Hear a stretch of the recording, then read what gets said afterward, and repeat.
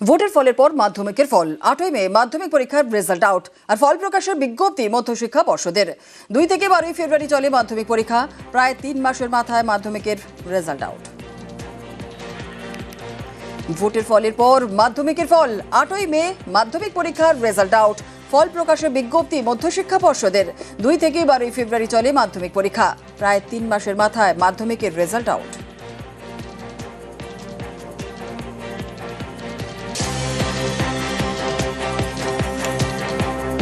News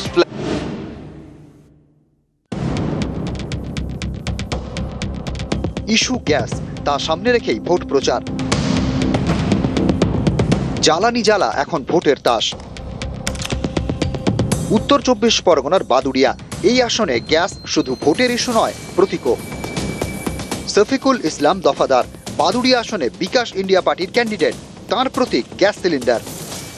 গ্যাসের cylinder বেছে নেওয়ার কারণ হলো প্রতিনিয়ত গ্যাস মানুষের রান্নার কাজে ব্যবহার হয়। গ্যাসের সিলিন্ডার একটা অযৌক্তিক দাম বাড়তি হয়ে যাওয়ায় আমরা এই গ্যাসের সিলিন্ডারটা নিয়েছি। বাদুড়িয়ার মানুষের যাতে গ্যাস মাসে একটা করে ফ্রি দিতে পারি, যারা বড় লোক তাদের এমন একটা দাম ধার্য করে দেবো, কোনো অসুবিধা হবে না। যুদ্ধের বাজার, রান্নার গ্যাসের সংকট। 7ই মার্চ রান্নার গ্যাসের দাম বাড়ে সিলিন্ডার পিছু 60 টাকা। কলকাতা এখন সিলিন্ডারের দাম 939 টাকা। সিলিন্ডার বুক করা যাচ্ছে ডেলিভারির 25 দিন পর। দাম বেড়েছে বাণিজ্যিক গ্যাসেরও। গ্যাসের সমস্যায় অনেক জায়গাতেই নাভিশ্বাস। সেই রান্নার গ্যাস এবার ভোটের বাজারে। বাংলায় ভোটের ময়দান গ্যাসে গরম।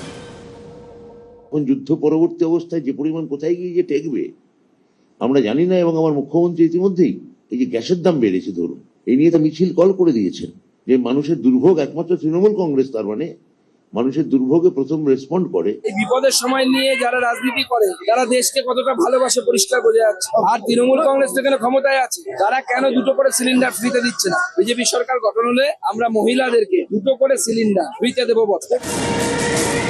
উত্তর 24 পরগনা থেকে অনুপম সাহা, নিউজ 18 বাংলা।